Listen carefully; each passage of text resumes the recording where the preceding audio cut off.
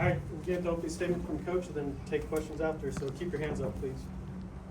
Before we get started, was informed happy birthday in order, Charlie Potter's 25th birthday, all right? 24. 24. Happy birthday, Charlie. Welcome to the new year. So, I thought our guys were pretty locked in tonight. Thought the start was good, first half. We think we had them at a .76 on the defensive side of it in the first half. We did. So, I thought to start the game, we were really locked into the defensive end. Fears, I think, only had 1 point at the half. He's been their leading scorer, so I thought our guys were ready to go on him. Obviously picking up a couple fouls first half and him sitting helped too. But, defensively we were much better, and it fell off a little bit in the second half. We got a lead. That's one thing we got to work on, is playing with an edge when we get a lead.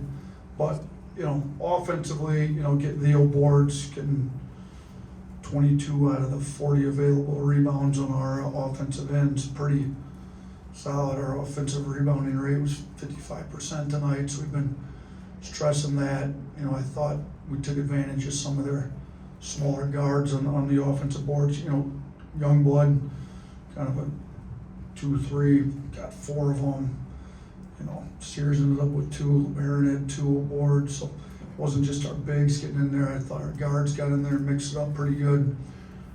Offensively, we didn't turn it over much. We had 9, one of them being Modi's flagrant that gave them the ball back, and one of them being a shot clock violation. So there wasn't a lot of live ball turnovers. So when you don't turn it over and you get 55% of your misses, your efficiency numbers will be up, and we didn't even shoot very well. I didn't think we didn't shoot great. Free throw line, it was okay. We didn't shoot great from 3. We still ended up, at a 1.39 for the night. So, we're finding other ways to do it. Hopefully our shooting will come around and we'll start shooting a little bit better. But we're getting to the free throw line. We're generating shots off old boards, getting out in transition a little bit, and it's been pretty good. So, Mark, double-double, with 10 assists. I thought he really had the ball moving. You could see his energy when his teammates were scoring, which is great. We need that out of him. He was more excited about getting 10 assists. I think you saw when he hit Holloway for the 1-3, that was his 9th, and he was all fired up, and he had Jaron on the roll for his 10th. So I was happy to see that. When you talk about Modita, vicarious joy through other success. Mark was really happy for his teammates scoring, particularly off his passes tonight, but thought it was good. So, a lot of positives. We're in the middle of SEC, or I shouldn't say in the middle, but we're in it now. We're in SEC play, a lot of stuff to clean up, but a lot of positives on our first game. So, I think our non-conference schedule prepared us for these games. Now we got to go on the road, where we've been a little inconsistent. We lost at Purdue and didn't play well at North Dakota. We had a big road win at North Carolina, but we got to go on the road to South Carolina, who's going to be really amped up and ready to go, I'm sure, after their game today. But really good first game. And the 2 years we've won the SEC regular season, I think we won by 22 at home and 18 on the road. I talked to our guys, we need a dominating win coming out, setting the tone if we're trying to win this thing, and I think the guys answered the bell pretty well.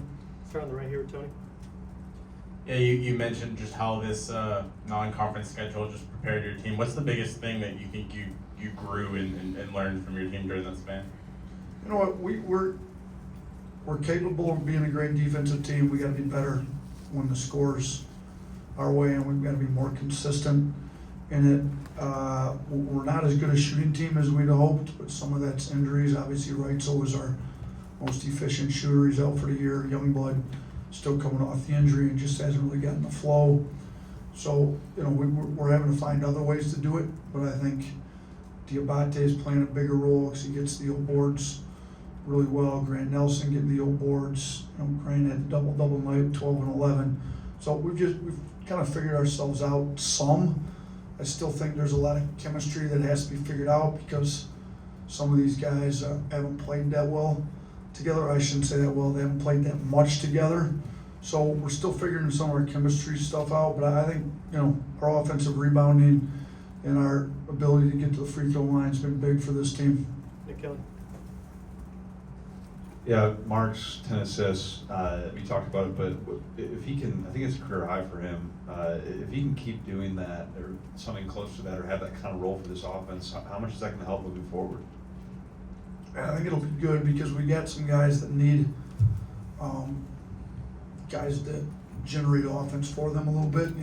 They got to play off closeouts or play, off catch and shoots. Hopefully him moving the ball like he did. Maybe we can get some of the other shooters going. Whether it's Youngblood, Holloway, who's more than capable of knocking down shots. LeBaron was 2 of 5 tonight. So if we get Jaron going, if Mark keeps moving it like that, he's so aggressive downhill that you kind of have to help because it's hard for a lot of guys in this league to guard him one-on-one without fouling. So then bring the help in when he keeps moving the ball like he did tonight. I think it's going to make it a lot easier on some of our other guys to get some easy buckets. Charlie Potter. Yesterday, you talked about how defense was maybe the biggest room for improvement for you guys after non-conference play. Just how pleased were you with the effort tonight, especially against Fears in the first half? First 20 minutes, I was as good as we played. .76 against a team like Oklahoma, top 12 in the country. I think it showed what we're capable of, but we've had this issue this year, and it's a little bit of human nature, but we got to fight it. The second half wasn't very good. We were 1.28 in the second half, so that we ended up at a 1.03 in the game, which isn't where we want to be. We need to be down low 9s if we're trying to have a dominant defense. And so I thought it was great for 20 minutes and not very good at all for the last 20. Blake. Yeah, just how important was your team's length overall tonight on both ends of the floor, whether that be post-ups, offensive rebounds, just affecting people defensively? Yeah, I thought it was, most evident on the offensive end on the glass. I did think, we forced them into some tough shots, maybe challenging threes with our length, but because they were a team that had been shooting 37% from 3 and they only shot 26 tonight. So maybe our length bothered them, and from the 3-point line, they shot it pretty well from the field, but man, we gave up some just dumb, just wide open layups, whether it's transition where we kind of gambled and went for a loose ball we didn't get off a turnover, or just our pick and roll coverage wasn't great at times. They got some easy, Godwin ended up getting some easy plays off that. Moore's the best garbage points, and there's no disrespect to him, but he scores off those garbage points better than anybody maybe in the league right now. So, they were able to get some of that and drive their field goal percentage up, but I do think our length bothered them, shooting some pull-ups, shooting some threes, and on the offensive glass. Jack.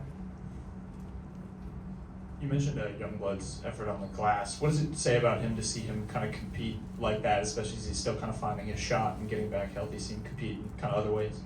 Yeah, Chris is the ultimate competitor. He hates losing at anything. He's going to talk, be aggressive. He's trying to be physical. He had a couple fouls where maybe he was trying to do some stuff like that. He's got to be a little bit better with that. But yeah, he's going to get to the boards and kind of try to use his strength. He's a strong kid, and he's strong and competitive, so he's gonna make plays like that. He led us in offensive rebounds with 4. He had 8 rebounds. He played less than 20 minutes, had 9 points and 8 rebounds. It's pretty efficient night for a guard.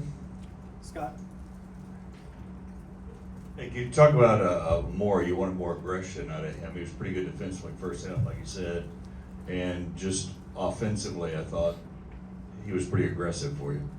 Yeah, I'm looking at the leverage numbers. We were better with him in the game on both sides of the ball. We're plus 26 on defense with him, and plus 10 on offense. So, he's impacting the game like we want him to. In just over 17 minutes to be a plus 17. Thought he was good. He dunked the ball. He's 5 of 5 from the floor. Thought he made some really good plays defensively. We a little bit screwed up with some pick and roll coverages with him, but other than that, he was pretty good, I thought. And the offensive rebounds that he had were huge when the crowd went nuts. So, I didn't talk about that either. For first game, not having the students here, thought the crowd was unbelievably great. I mean, it was packed. They got loud when they were supposed to on the effort plays when we needed stops. Like they were cheering the right stuff. So big shout out to our crowd. Continue to cheer all the blue collar plays when Cliff was all over those old boards. They were getting after it. So I love that. Stay in the back. You've mentioned limiting turnovers as an emphasis for Mark, for him to have a double-double today without coughing it up a single time. I mean, what does that say about his ability to take coaching even at this stage in his career?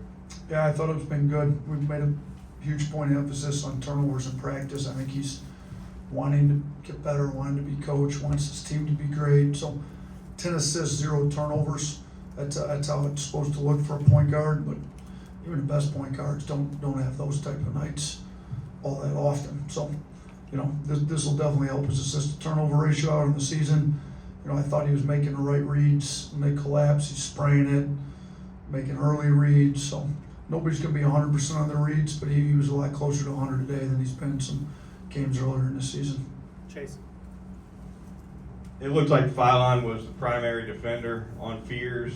You just comment on him specifically, but also when y'all had to switch off on a screen and guard Fears with somebody else, how was that? Yeah, I thought most of our guys did a pretty good job. I mean, he ended up with 16, which is a little disappointing because he got, you guys know better than me, but I think he had 1 point with about 10 minutes to go in the game. Yeah.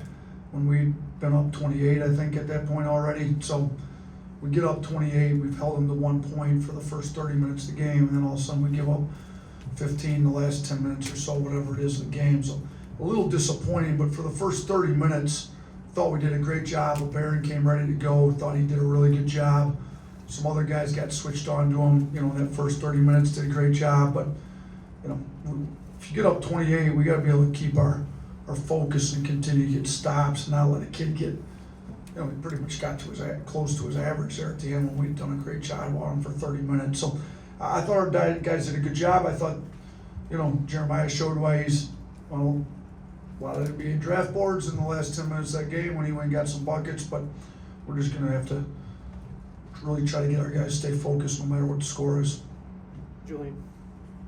Coach, you kind of talked about it to start. These guys were locked in. You told them to dominate. How big is it? I know you knew the guys you brought in, but how big is it to see that edge so early on, and especially as you prepare to face SEC tests every single night here? I thought the first 20 minutes was exactly what we need to see out of these guys on a nightly basis. Thought we came out with the right mindset.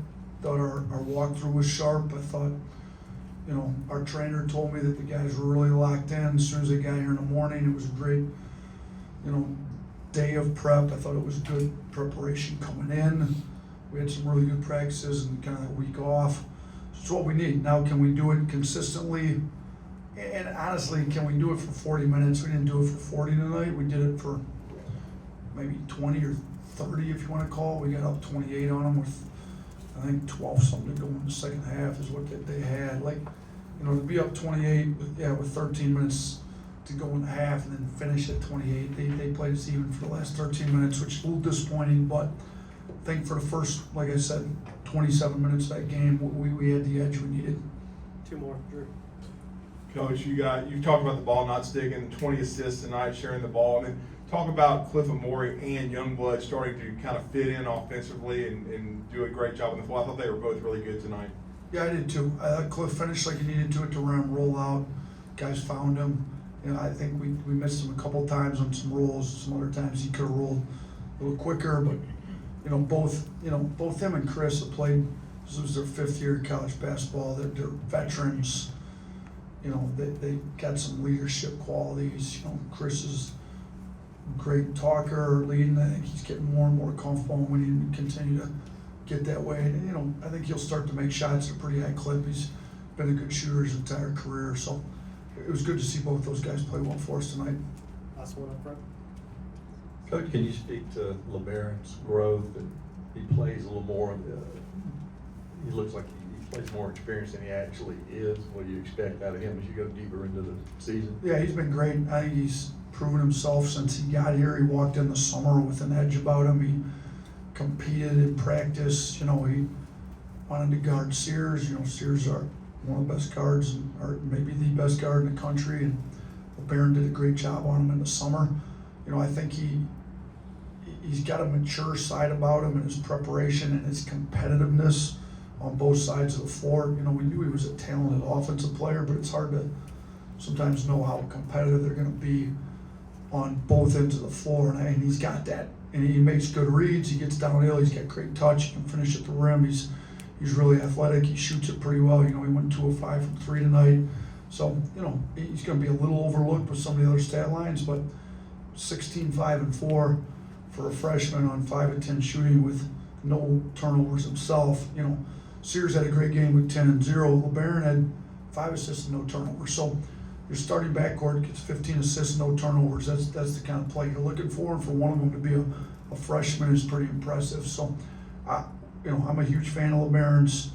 I think the fact that Fears was so high up on some of these draft boards, I think that motivated LeBaron a little bit too. Thank you, Coach. I Thanks, everyone. appreciate it, guys.